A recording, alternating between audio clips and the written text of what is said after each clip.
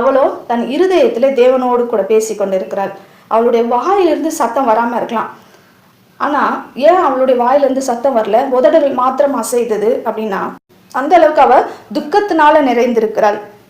அப்படிப்பட்ட துக்கத்துல வேதனையில இருக்கும்போது நம்மளால பேசக்கூட முடியாது, அழுகதான் வரும் இல்லையா? அப்படிதான் இயேசு பரிசேயன் வீட்டுல விருந்துக்கு போறாரு.